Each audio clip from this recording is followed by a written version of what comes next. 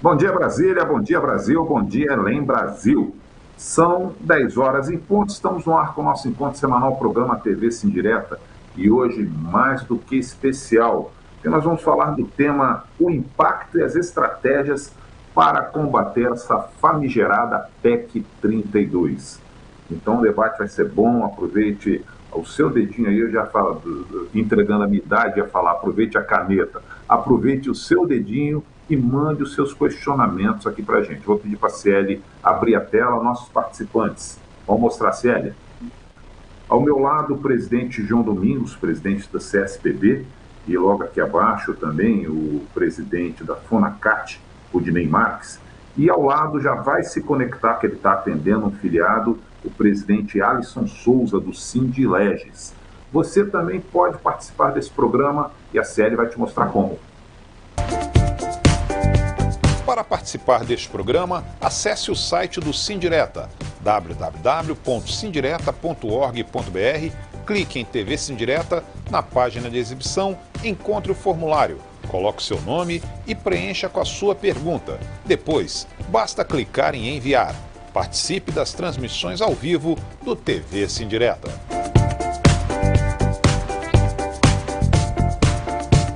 É isso aí, participe, fortaleça cada vez mais o seu canal de comunicação.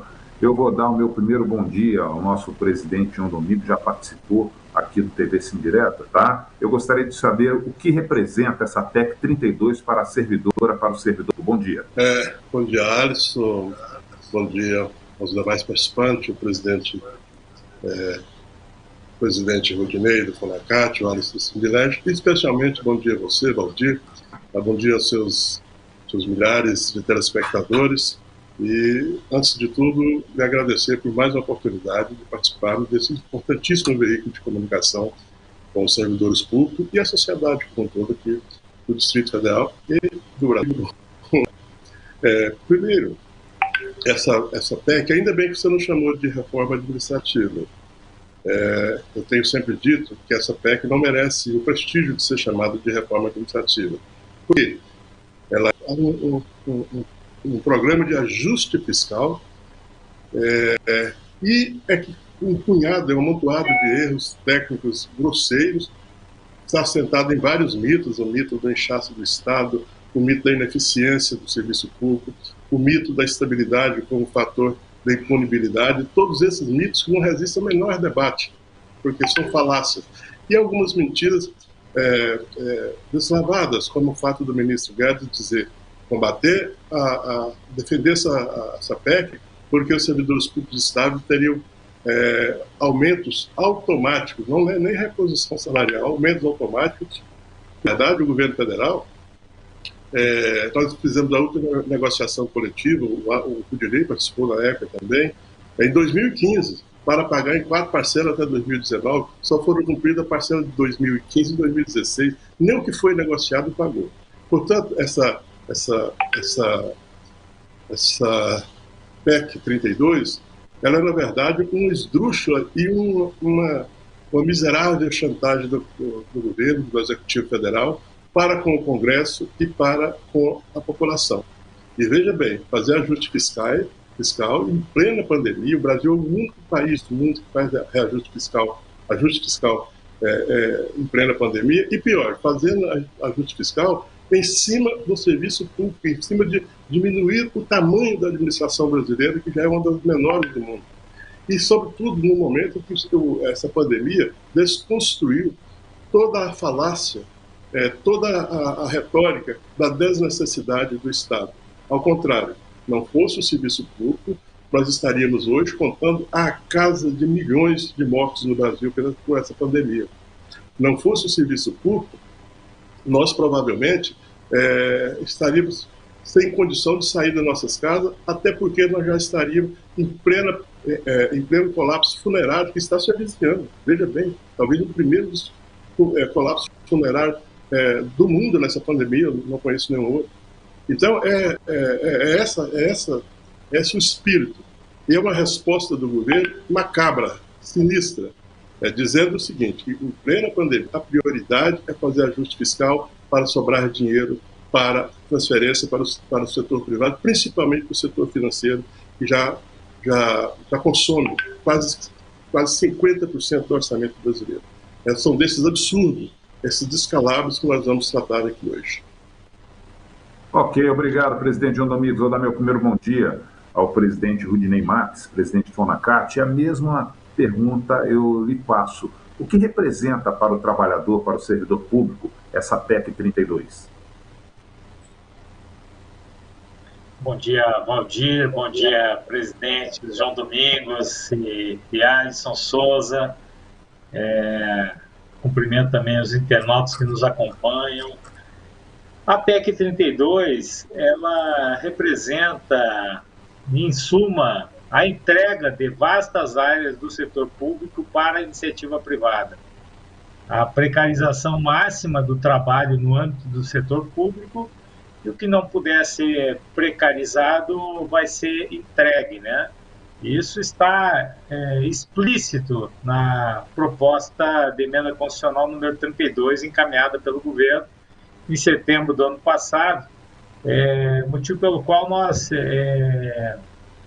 estamos fazendo aí todo um trabalho de resistência e luta da classe trabalhadora, dos servidores do setor público, porque não podemos permitir que isso aconteça, né?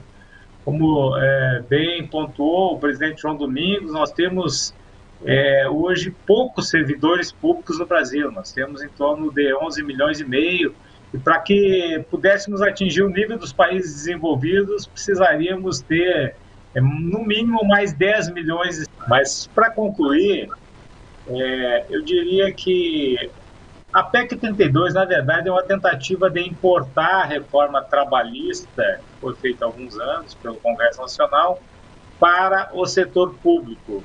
Isso significa, como eu falava, a precarização máxima do trabalho no âmbito público.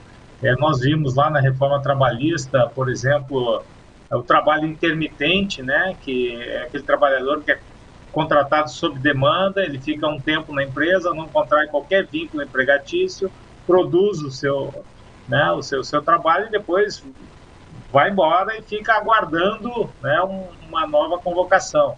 É mais ou menos isso que querem fazer no setor público, né, com as contratações por tempo determinado, e isso é um prejuízo tanto para a classe trabalhadora quanto para a sociedade, que vai receber serviços de forma muito pior, né? Porque você não vai ter uma expertise acumulada.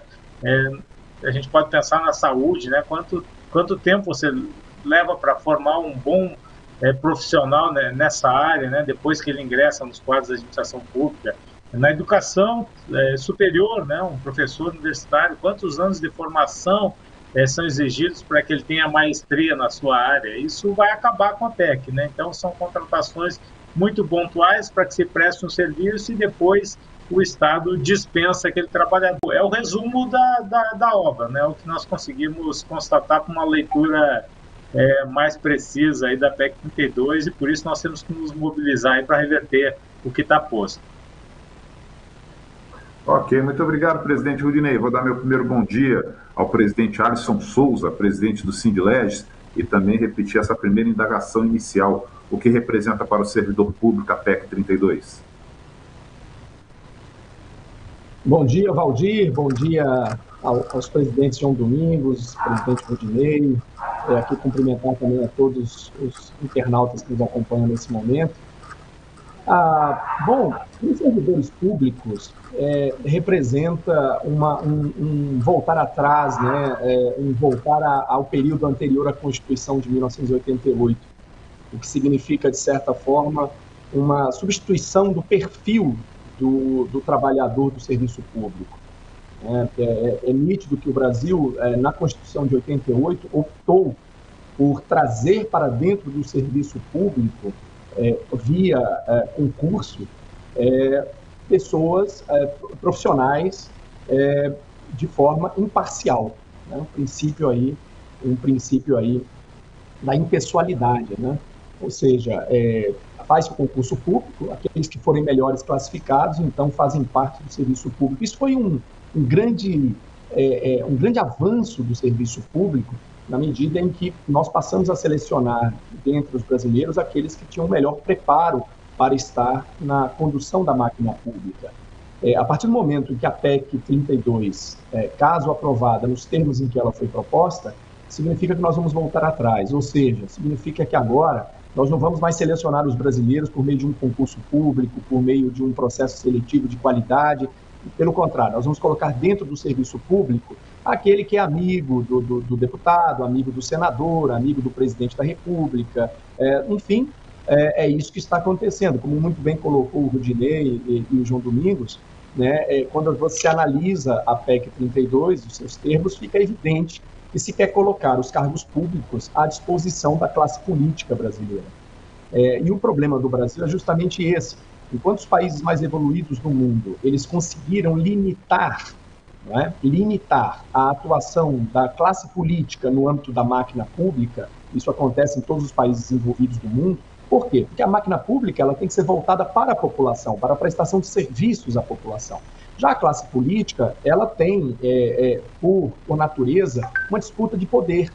E é natural que essa disputa de poder, muitas vezes, ela extrapole, porque ela tem uma dinâmica própria, ela extrapole os limites, às vezes, até do razoável.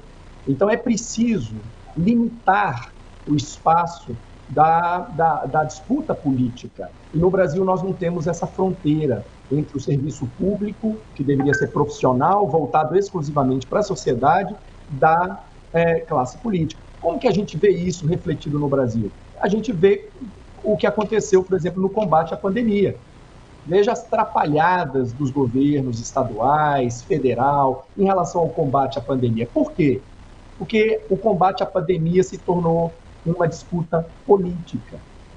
E não deveria ser simplesmente o combate a uma doença, uma coisa técnica, o que deveria guiar os nossos profissionais deveria ser toda uma análise técnica da situação de saúde para que se preservasse a saúde e a vida dos brasileiros. Mas não foi isso que aconteceu durante a pandemia. A gente viu, inclusive, o ministro Pazuello dizer em cadeia nacional que uns mandam e outros obedecem, né? Ou seja, uma interferência da classe política sobre o trabalho que é produzido dentro das instituições públicas brasileiras. Esse é o resultado da PEC 32 para os servidores públicos. É uma troca de perfil. Sai o servidor profissional, concursado, sai o profissional escolhido de maneira imparcial, de maneira isenta dentro da população brasileira, e entra o apadrinhado político, o amigo do rei. É isso que vai acontecer dentro do serviço público.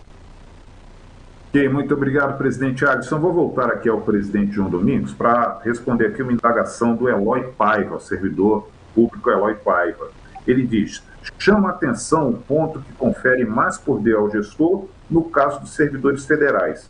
O próprio presidente que poderá, em uma canetada, através de decreto, de cargos sem nenhum critério técnico. Como ficaremos? Olha, que excelente pergunta, porque é a oportunidade para falarmos de algo que em muito surpreenderá à medida que for sendo conhecida as pessoas que estão envolvidas nesse tema. Ontem, o governo federal editou uma medida provisória de número 1041/2021, em que o que ela tem de translocada, ela tem de urgente e de perigosa. Chega no momento ela ser mais urgente o combate a ela do que a própria PEC 32. Por quê? Tem 3 dimensões que você tem que verificar aí.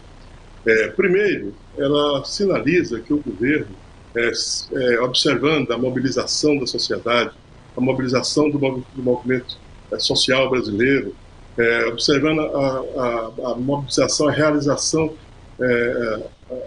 do Congresso Nacional, fruto de grande pressão nacional, com muito destaque para o movimento Basta, o governo acredita que está desistindo da PEC 32, por saber que ela é impossível, ela é tão estapafúrdia que o próprio Congresso Nacional está entendendo que não é hora de votar PEC 32 em plena pandemia. O povo não quer PEC, não quer nada, o povo quer auxílio emergencial digno, de ao menos R$600, o povo quer emprego, o povo quer vacina. Então, com isso, o governo ontem Ele fez algo que é bem o perfil do governo. É aquele perfil do jogador compulsivo e irresponsável. E cada rodada que ele perde, ele dobra a aposta. E o governo fez isso ontem. Mas fez de uma forma absolutamente inadequada, inconstitucional, em relação ao tema. O governo simplesmente copiou parte da PEC, por exemplo, essa que dá superpoderes ao presidente, ele copiou da PEC, pois bem, que estava é uma matéria reconhecidamente constitucional, e colocou numa medida provisória, dando poder a eles de reestruturar todos os cargos comissionados, cargos especiais, o que seria uma verdadeira pandemônio na administração pública federal se essa medida provisória prosperar. E também tem um outro aspecto. O governo, ele é useiro e vezeiro, não é só esse, de utilizar de um truque, de uma malandragem, de editar medidas provisórias sabidamente inconstitucionais, sabidamente tão populares, que certamente não serão aprovadas no Congresso Nacional. É o caso dessa, que no limite, no mínimo, ela não será votada e perderá a sua vigência daqui a 60 dias. Mas o que é que ocorre? Essa é a gravidade da questão. Durante a vigência dessas medidas provisórias estapafúrdias, o governo, nesse caso, vai passar a boiada, vai fazer tudo o que ele pretende durante a vigência precária da medida provisória. E o que ocorre? Nós mesmos, CSPP, já tentamos anular decisão de gestão tomada durante uma medida provisória, que depois perde a validade, e não temos logrado êxito ainda. Algumas ainda estão em tramitação. Por quê? Nós alegamos que aqueles atos seriam nulos de pleno direito, porque caiu a vigência. Mas a Justiça tem entendido que não, que aqueles atos, quando foram cometidos, havia uma lei que sustentava. Então é essa malandragem, esse golpe que nós temos que combater nesse momento, porque ela é essa parte da PEC 32 que se tornou medida provisória. Além disso, ela é um escárnio para o Congresso Nacional e para todos nós. Ela é um verdadeiro abuso da inteligência e da paciência do Congresso Nacional de todos nós. Então, soma-se a luta para a não votação da PEC, soma-se a luta para que essa medida provisória não seja aceita no Congresso Nacional. Porque a medida provisória ela tem vigência a partir de quando ela é aceita no Congresso Nacional. Então, a nossa luta urgente para ontem, para hoje, a par das medidas judiciais que nós vamos tomar, por exemplo, ela é evidentemente, visivelmente inconstitucional, porque ela usurpa direitos exclusivos do Congresso Nacional para o Poder Legislativo.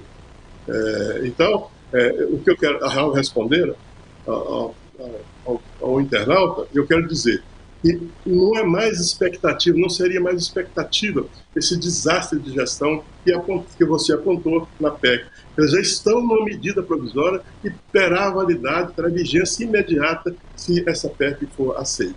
Essa é a grande e terrível má notícia do dia. Mas, para nós que íamos derrotar uma PEC, nós vamos derrotar também essa medida provisória.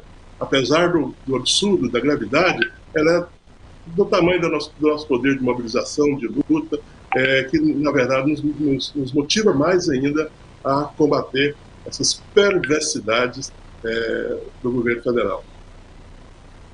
Muito obrigado, presidente Domingos. Vamos lá, presidente Rudinei, eu gostaria que o senhor comentasse aqui, uma indagação que chegou da Sofia Mota. Ela diz: a estabilidade é tratada pelo governo como um entrave ao funcionamento do serviço público, mas é justamente o contrário, porque ela divisa o plano político do plano institucional, ou seja, é exatamente a estabilidade do agente que garante que o serviço público seja prestado independentemente de governo ou de uma ideologia política. Gostaria do seu comentário sobre essa colocação da Sofia Mota. É uma questão muito oportuna. Ontem mesmo nós tivemos um delegado da Polícia Federal lá do Amazonas denunciando o ministro do Meio Ambiente por crimes ambientais, né? O ministro do Meio Ambiente que teria obrigação de cuidar do patrimônio ambiental do Brasil é o arauto da destruição do meio ambiente. E esse delegado, ele cumpriu todas as suas prerrogativas constitucionais e legais. Quer dizer, ele não pode se eximir das suas atribuições e exerceu-as com rigor, né? E por isso foi punido. E agora ele tem dado entrevistas dizendo que se não fosse a estabilidade, né, que ele tem por ocupar o cargo de delegado da Polícia Federal, né, ele não teria condições de ter exercido a pleno as suas prerrogativas. Então, justamente nesse governo, nós temos visto que a estabilidade ela precisa ser, na verdade, fortalecida e não implodida como se quer fazer na PEC 32, porque exemplos não faltam. Nós tivemos ministros completamente ineptos para as suas funções, como foi o caso do general Pazuello à frente do Ministério da Saúde, do chanceler Ernesto Araújo à frente do MRE. Como é que você não vai dar para os diplomatas, para os técnicos do Ministério da Saúde condições para exercer as suas atividades, né, com o rigor que a ciência, que a legislação, que os organismos internacionais prescrevem, né, e deixá-los à mercê de verdadeiros lunáticos, né, e despreparados para aquelas atividades? Então, a estabilidade é muito mais do que um direito, né, e uma segurança do trabalhador do setor público, é uma conquista civilizatória da sociedade brasileira e mundial nos vários países que a adotam, porque ela garante que o servidor público ele possa exercer as atribuições para as quais ele foi contratado, independente do governo de plantão. Então é isso, nós temos que, na verdade, fortalecer a estabilidade ao invés de reduzi-la, como se pretende na PEC 32. O presidente Rudinei. Vamos lá, presidente Alisson Souza. Chegou uma indagação aqui do servidor Marcos Machado, e eu gostaria do seu comentário. Ele diz: não é segredo que o entendimento do atual governo sobre o serviço público é pejorativo e cunhado em preconceitos sem predileção por fatos. O próprio ministro da Economia, Paulo Guedes, chegou a comparar os servidores públicos com parasitas no início desse ano. Gostaria de seu comentário sobre essa indagação do Marcos Machado. Valdir e Alisson, você me permitiria fazer uma pequena observação sobre esse tema da estabilidade que o Rudinei tão bem... Claro, fica à vontade, presidente Domingos. A mesa está aberta. Quando eu falei que a base da PEC 32 é um punhado de erros, mitos e mentiras deslavadas, uma das mentiras deslavadas, pregada aos quatro ventos, é que existe a estabilidade absoluta no Brasil e não existe. Existem leis, como a lei, no caso do Serviço Público Federal, a lei 8.112, creio, que tem todos os instrumentos capazes de corrigir eventuais falhas cometidas pelo servidor estável. Por exemplo, na última década, eu vi no estudo do FONACAT, o governo federal ele tem demitido, em média, 470 pessoas por ano por avaliação de desempenho negativa. Só no ano de 2017, no governo Temer, foram 680 demissões. Então, não é verdade que a estabilidade é fator de impunidade por isso, porque já existem os mecanismos legais e da forma correta de se punir, eventualmente, qualquer cometimento de erros pelo servidor estável. Era só isso. Me desculpa, me desculpa, Alisson, mas eu achei importante colocar esse detalhe aí. Claro, muito salutar. A palavra é sua, presidente Alisson. Claro, João. Muito bem colocadas as suas palavras aí, exatamente. Bom, eu esqueci o nome do colega que fez a pergunta, Valdir. Você pode me lembrar? Marcos Machado.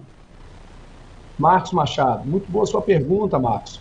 Eu estava, inclusive, na FGV no dia em que o Paulo Guedes chamou os servidores públicos de parasitas, né? Comparou com parasitas. Mais à frente houve aquela infeliz frase dele em relação às empregadas domésticas não poderem viajar para a Disney e depois a questão da granada no bolso. Então, assim, é nítido que existe um interesse.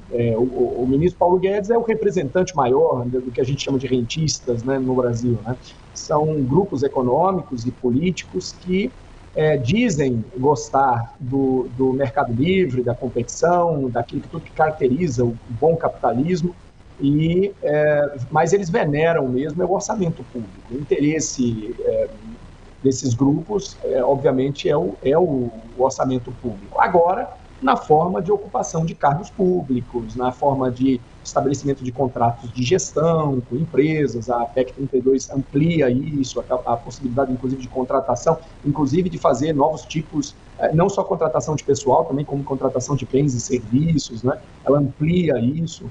Então, a gente vê que o que está em curso é uma privatização do Estado brasileiro. É como se o Estado brasileiro fosse um grande negócio. E eles estão tratando dessa forma. É claro que por trás, é bom deixar claro que nós, servidores públicos, nós não somos contra as empresas brasileiras, nem de forma alguma, nem contra o equilíbrio fiscal, nós não somos contra nada disso. Pelo contrário, o problema do Brasil não é de despesa, é de receita. A gente não se desenvolve, a gente não cresce.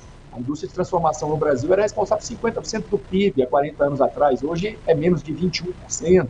Quer dizer, o Brasil está afundando, isso está muito nítido. Os jovens, quando chegam ali na idade de 18, 20, 23 anos de idade, não conseguem emprego na iniciativa privada de qualidade. Né? Basta a gente ver que lá no INSS, mais de 95% das aposentadorias que são pagas, das contribuições que são pagas, são baseadas em 1 a 2 salários mínimos. Então, a grande verdade é que não se paga bem na iniciativa privada porque ela não se desenvolve, né? Não cria-se condições para isso. Nós temos um sistema tributário caótico, nós temos má formação do trabalhador brasileiro, nós temos uma logística caríssima aqui no Brasil, que encarece a todos os nossos produtos, nós temos falta de incentivos, falta de planos nacionais e regionais de desenvolvimento. Basta você ver onde que estão divulgados os planos nacionais e regionais de desenvolvimento do Brasil.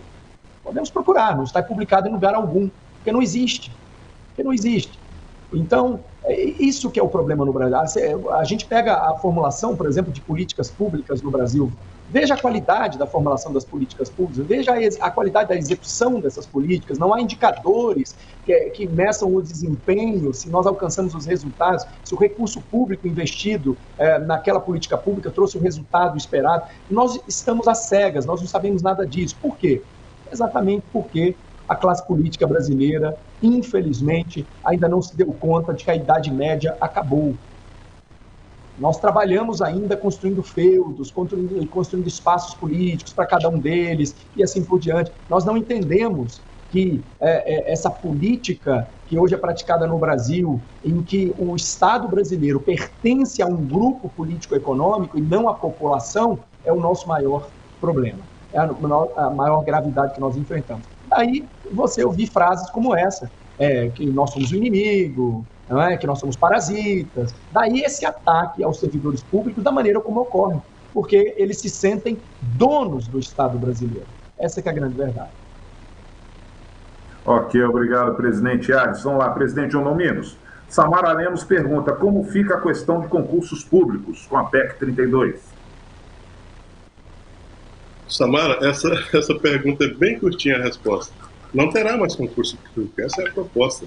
Essa proposta já foi dita aqui, tanto pelo Rudinei quanto pelo Arnes, e o propósito é exatamente você mudar, como chamou o presidente Arnes, mudar o perfil do servidor profissional escolhido pelo mérito do concurso. E para se passar num concurso público hoje no Brasil, é necessário ser uma pessoa muito qualificada. Então é isso que se quer evitar. Eu vou além. Eu ouvi o presidente Bolsonaro dizendo numa entrevista que, na opinião dele, cada governo deveria trocar os funcionários públicos, para colocar os funcionários públicos da sua confiança. Olha o nível que esse governo encara a responsabilidade para com o serviço público. Mas eu quero dizer que isso não vai passar. Eu não quero deixar desesperança nas pessoas quanto a esse desastre que seria a PEC 32. Por quê? que nós estamos percorrendo o caminho certo. Hoje, o movimento Basta, ele é um movimento que provavelmente reacionará a forma de ação do movimento social como um todo, do movimento sindical, porque ele hoje é um ambiente em que atua todo o movimento sindical, público, privado, do campo, da cidade, onde atua outros movimentos sociais, como mais o movimento da quarta sociedade, etc., e que, além desse alcance que ele tem em organização, ele tem estratégias e tem ferramentas para executar essa estratégia. Nós vamos, por exemplo, para falar bem rapidamente, o movimento já está organizado em todos os estados, vamos partir para uma quarta fase, que é organizado nos municípios, e para isso nós temos um projeto muito ousado do Movimento Basta, e vamos cumprir, apesar de muito ousado. Nós vamos fazer audiências públicas nas câmaras municipais, nas assembleias legislativas. Por quê? Qual que é a nossa grande necessidade e a nossa grande estratégia? Nós precisamos levar essa questão ao cidadão, ao usuário do serviço público. Até porque essa questão da PEC 32, que eles chamam o pedido de reforma administrativa, ela às vezes é percebida pela sociedade, isso é fruto do posicionamento da grande mídia comercial, ela é tida como se fosse a nossa defesa, fosse uma defesa corporativa para defender, entre aspas, privilégios do serviço público. Ela é tida como se fosse uma questão adstrita ao movimento sindical, e não é. Então nós queremos chegar para o cidadão e dizer, olha, a nossa luta é para que você tenha mais serviço público, para que você tenha serviço público de melhor qualidade, para que você tenha serviço público equivalente à carga tributária que você paga, que qualitativamente é a maior do mundo. É para que você e seus entes queridos não morram esperando uma vaga no hospital. É para que seu filho tenha educação pública de boa qualidade. Então, essa é a nossa luta.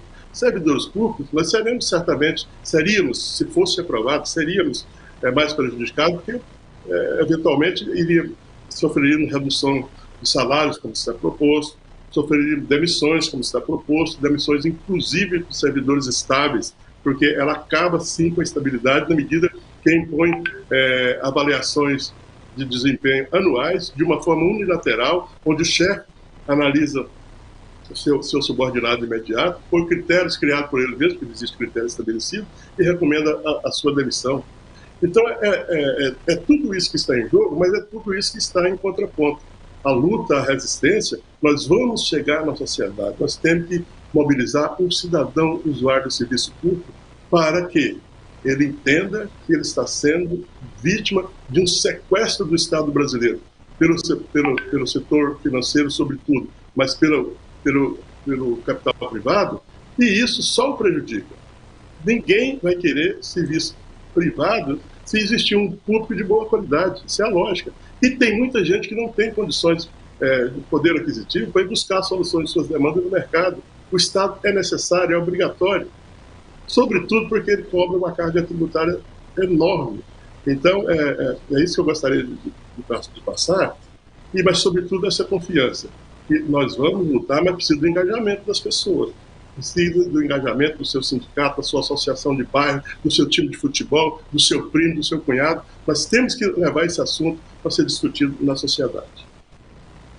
Ok, obrigado, presidente João Domingos. Presidente Rudinei, praticamente no segmento dessa explanação do presidente João Domingos, Flávio Guzmão pergunta: o que o movimento sindical está fazendo contra a PEC 32? Olha, Valdir, muita coisa. Como eu falei, desde que o governo encaminhou a PEC lá em setembro de 2020, nós começamos a trabalhar, né? Primeiro, do ponto de vista da apropriação mais técnica sobre o serviço público. Produzimos vários estudos que neste ano se consolidaram num livro chamado Rumo ao Estado Necessário, 17 cadernos que publicamos em parceria com a Frente Servir Brasil, e ali a gente encontra informações riquíssimas sobre o serviço público brasileiro, né, que destroem todas as falácias que os detratores do serviço público não se cansam de apresentar ao público, à grande mídia, né? Por exemplo, nós provamos que o serviço público não está inchado, né? Que ele não tem gastos exorbitantes e que ele não é ineficiente. Eu vou entrar rapidamente nesses 3 pontos. A máquina pública brasileira tem um contingente de servidores aí de 11 milhões e meio, que é quase que a metade daquele número proporcional verificado nos países desenvolvidos. Então, nós temos espaço aí para mais 10 milhões de servidores. A máquina não tem custos exorbitantes, nós temos que ver que 94% dos servidores estão no executivo, com a média salarial, reunindo todos os entes federados, de R$ 4.200. E temos exemplos de excelência no serviço público. O Alisson mesmo está aqui, que é o servidor do TCU. O TCU tem trabalhos de excelência que podem ser colocados, né, dentre as melhores produções técnicas na área do controle do mundo, né? Recentemente o Banco Central lançou o PIX, quer dizer, uma ferramenta que facilita muito as transferências interbancárias. Servidores do Tesouro Nacional lançaram um Tesouro Direto, barateando aí o custo da dívida pública, enfim. Então, a produção técnica foi uma área que nós centramos força. Articulação parlamentar, o Fanacart apoiou desde o primeiro momento a organização da Frente Servir Brasil, que hoje conta com 9 deputados federais e 2 senadores na coordenação, né, fora os cerca de 200 parlamentares que assinaram aí a abertura, né, da frente. E é um grupo de parlamentares que está atuando muito, né? Está se manifestando, está vindo a público, está ajuizando ações no STF, por exemplo, para barrar a tramitação da PEC, uma vez que o Ministério da Economia não apresentou os números, né, os dados que subsidiam a proposta encaminhada. Isso se tornou uma constante no Brasil. O pessoal encaminha propostas para o Congresso Nacional, mas não as fundamenta, né, com estudos científicos e técnicos que possam mostrar que aquela proposta fará bem para o país. Então, essa foi uma área forte de atuação. Uma outra, como o presidente João Domingos falou, é a articulação intersindical, né? Lançamos recentemente o movimento Basta, que busca articular todo o funcionalismo público brasileiro em articulação com a sociedade civil, e a mobilização de base, né? Mobilização de base, porque nós temos que envolver, né? Temos que envolver os servidores públicos, os concurseiros, a sociedade que recebe esses serviços e dizer um basta, né? Que não vamos aceitar nem a precarização do serviço público, muito menos a redução da qualidade, da quantidade dos serviços entregues à população. Então, tem muita coisa que nós estamos fazendo. Discutimos o texto com todos os interlocutores do parlamento, da sociedade civil que estão à frente aí desse debate, nos qualificamos para enfrentar essa discussão. Temos, inclusive, dialogado com os defensores da reforma, capitaneados lá pela Frente Parlamentar em defesa da reforma administrativa, coordenada pelo deputado Thiago Mitrô. Ou seja, nossa tentativa é, de todas as formas, mostrar que não essa contra-reforma que o Brasil precisa, porque o que está lá na PEC 32 é, na verdade, a fragilização dos serviços prestados à sociedade. Fizemos muito até agora, mas temos clareza que muito ainda precisa ser feito, né? E para isso, é claro, contamos aí com o apoio e engajamento de todos que têm interesse em travar essa luta. Muito obrigado, presidente Udinei. Vamos lá, presidente Alisson. A Sueli Santos, ela faz assim um texto, ela escreve aqui um texto nome, até me perdoe, Sueli, de eu não ler todo o seu texto na íntegra por conta do avançar da hora, e já estamos chegando à última parte do nosso programa. mas o resumo, eu peguei esse finalzinho do texto. Uma série de direitos já consolidados, como férias adicionais por tempo de serviço, licenças, redução de jornada sem redução de salário, adicional ou indenização por substituição, progressão ou promoção baseada em tempo de serviço, entre outras, podem ser vedados com a PEC 32/2020? Sueli, com certeza, Sueli, existe um artigo na proposta do governo que trata disso, a exaustão, praticamente tudo é proibido, praticamente tudo, né? Os direitos que foram conquistados ao longo de muitas décadas, inclusive há um bastante controvertido que diz que, inclusive, reajustes e indenizações retroativas podem ser barradas, né? Ou seja, não seria possível fazer de maneira retroativa, o que é, evidentemente, algo flagrantemente ilegal, né? Ora, se o governo comete algum equívoco no pagamento do salário de seus funcionários ou causa algum dano a eles e, naturalmente, isso tem que ser pago retroativamente ao momento em que se começou o prejuízo, né? Não se pode apenas ser dali para frente. Então, é algo que é bastante flagrante. Enfim, o que nós estamos assistindo é o fim do servidor público profissional, do servidor público concursado. No fundo é isso. Porque ainda que a PEC tenha proposto lá que algumas carreiras sejam consideradas típicas de Estado, e a essas ele dá um tratamento um pouquinho mais, uma proteção um pouco maior, na prática, isso não vai acontecer, porque, veja bem, a partir do momento que os servidores públicos, mesmo aqueles que forem considerados carreiras típicas de Estado, estiverem isolados dos demais servidores, o que vai acontecer na sequência, considerando que a própria PEC ela introduz a figura do assessoramento, né, e prevê que estes podem, inclusive, exercer funções estratégicas, gerenciais e técnicas, ou seja, há uma ampliação do escopo de atuação daqueles que hoje são considerados cargos em comissão.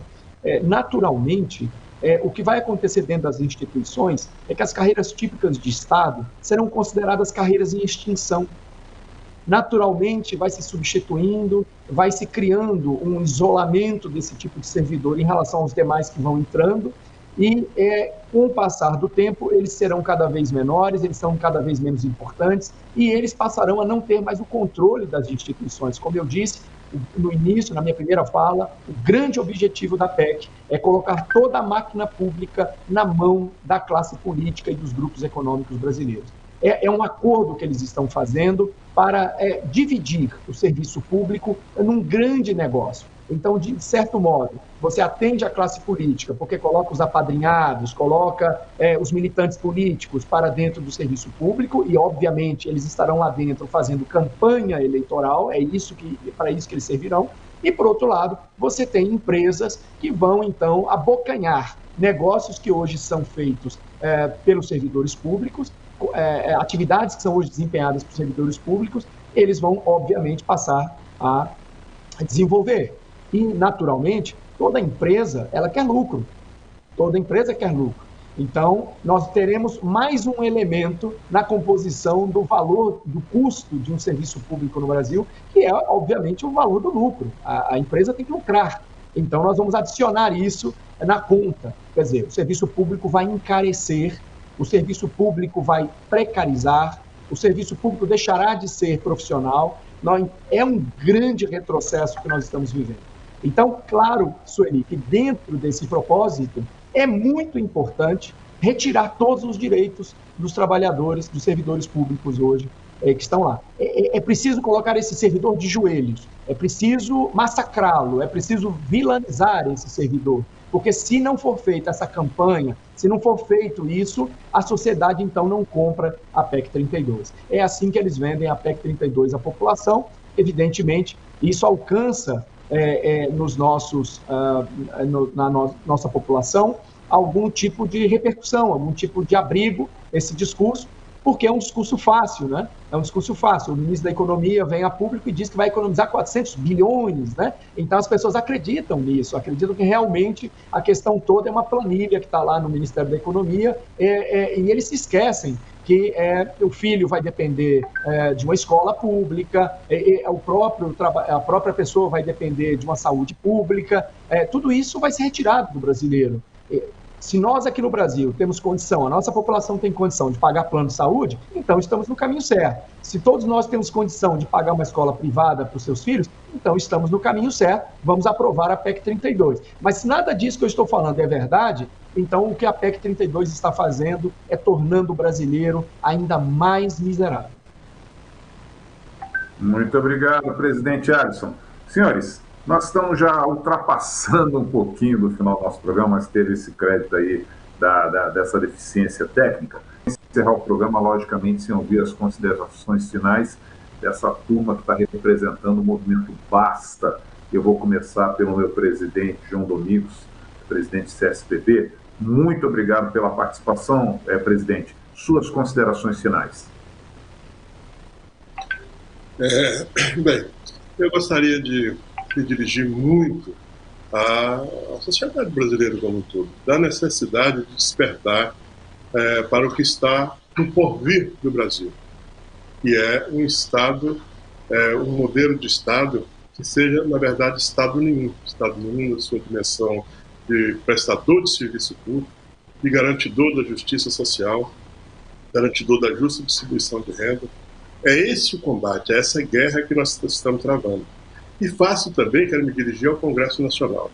Já é tempo do Congresso Nacional ter acordado para aquela coisa mitológica de um governo com aquelas propostas estapafúrdias, mas porém aceita por grande parcela da sociedade, tanto é que foi eleito, nós reconhecemos a legitimidade da eleição, mas que já é hora do Congresso Nacional olhar para o povo, antes de olhar para a reeleição, antes de olhar para o interesse do governo. Existem as autoridades públicas, os entes públicos, existem para defender o interesse do povo, das pessoas que os elegeram, não para defender o interesse das instituições, não é isso.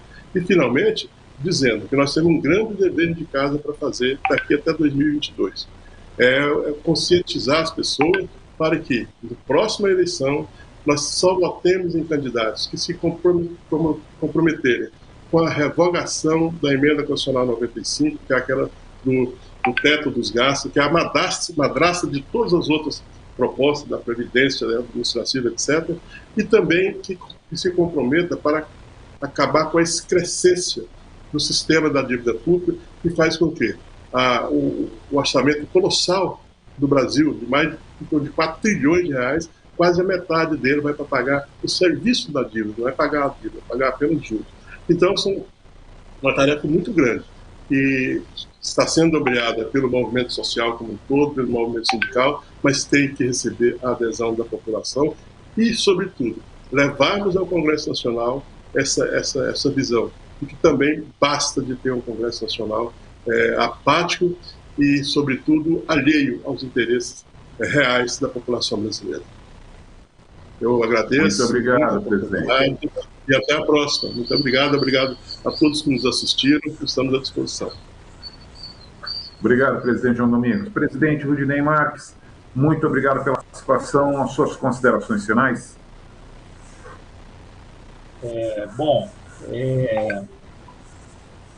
Eu diria que o Basta surge realmente como um movimento de resistência ao que nós estamos vendo no país nos últimos anos, né?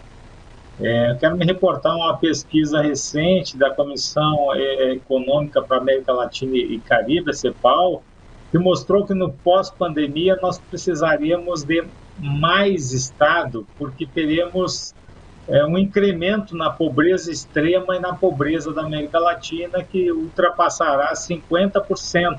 Nós estamos falando aqui de uma população de 580 milhões de habitantes e nós sabemos que aqui no Brasil a nossa desigualdade ela vai fazer com que esse problema seja mais grave ainda.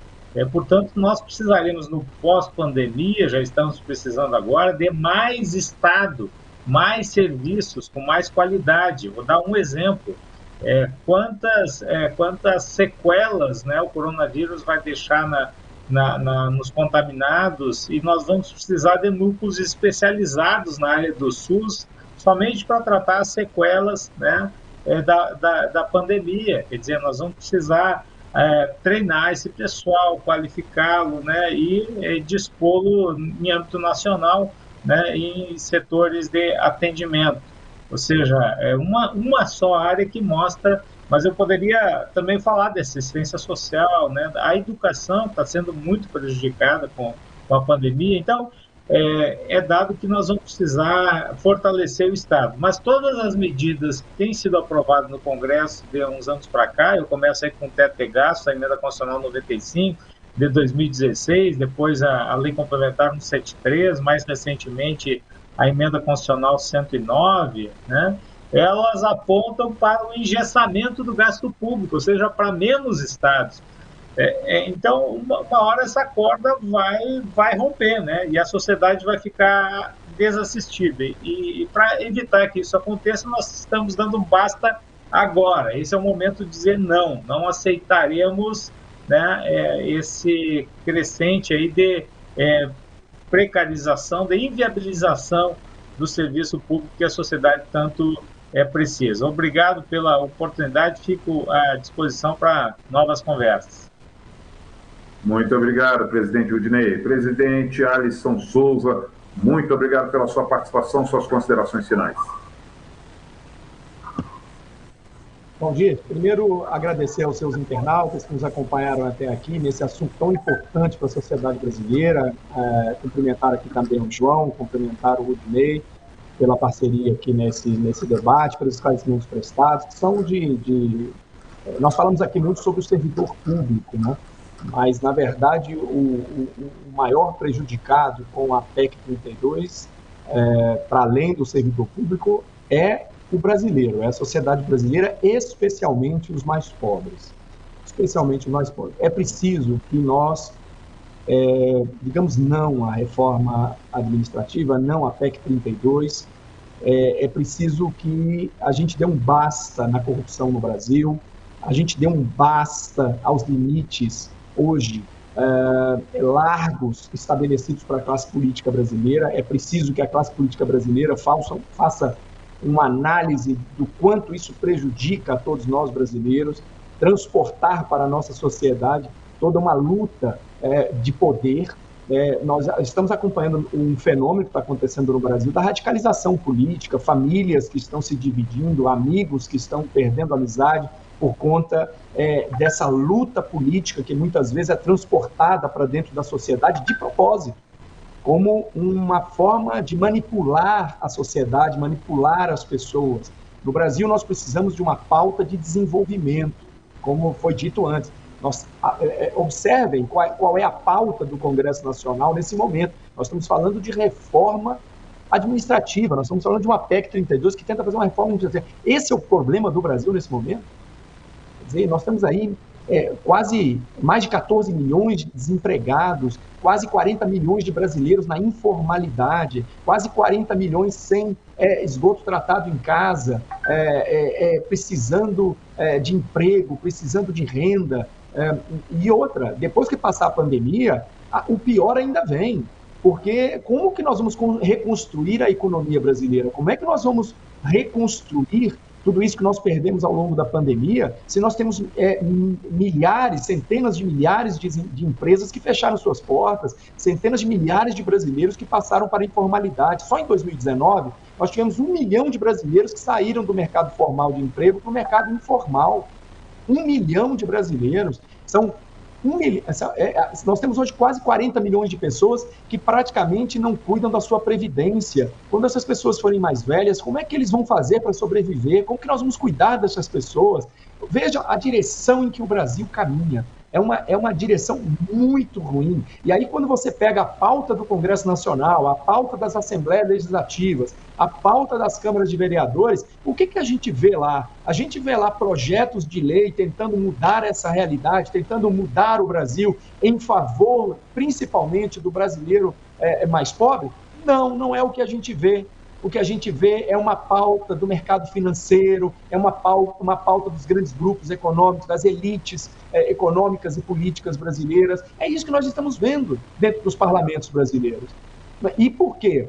Porque nós, brasileiros, entramos nessa onda do radicalismo político, não entendemos esse jogo que é feito com todos nós, e nós precisamos dar um basta a isso. O movimento Basta surge dessa indignação, dessa percepção de que é preciso o brasileiro dizer, em alto e bom som, aos seus parlamentos, ao Congresso Nacional, o que ele deseja para o país. Nós precisamos nos unir, nós precisamos colocar de fora as nossas vaidades, colocar de fora as nossas ideologias mais radicais, e nós precisamos sentar na mesa e dizer qual é o país que nós queremos. O movimento Basta surge dentro desse entendimento, dessa lógica, e nós vamos chegar lá. Nós vamos unir os brasileiros, nós vamos unir os micro e pequenos empresários, o trabalhador da iniciativa privada, o servidor público, o concurseiro, todo mundo, para dizer em alto e bom som aquilo que nós desejamos para o nosso país. Nosso país é lindo, é bonito, é um país que tem tudo para dar certo, mas infelizmente, se nós não limitarmos o poder da classe política, se nós não colocarmos fronteiras muito claras naquilo que pertence ao brasileiro e aquilo que é da disputa eleitoral, o Brasil não terá sucesso. Então, nós temos que colocar esses limites de maneira muito clara. Muito obrigado. Em nome de toda a diretoria do Sindireta, do meu presidente Ibrahim, do meu diretor Gonzaga Negreiros, diretor Márcio Paiva e toda a diretoria do Sindireta, agradeço muito a esse debate muito esclarecedor. Agradeço ao presidente Alisson Souza, do Sindiledes, ao presidente Rudinei Marques, da Fonacat, e tanto do Fonacat, também o presidente João Domingos, do CSPB. Mas agradeço principalmente a você, que escreveu, que participou, e com certeza esse não é um debate único, é um debate que vamos fazer em outras oportunidades, inclusive nos bastidores, já estava vendo aqui com o presidente João Domingos, com a participação do deputado professor Israel, que é um parlamentar muito atuante em defesa do funcionalismo público. No mais, desejo a todas e a todos um final de semana muito abençoado. Tchau, tchau. TV Sindireta, um oferecimento do Sindicato dos Servidores Públicos Civis, da Administração Direta, autarquias, fundações e Tribunal de Contas do Distrito Federal. Um sindicato fundado em 27 de outubro de 1988.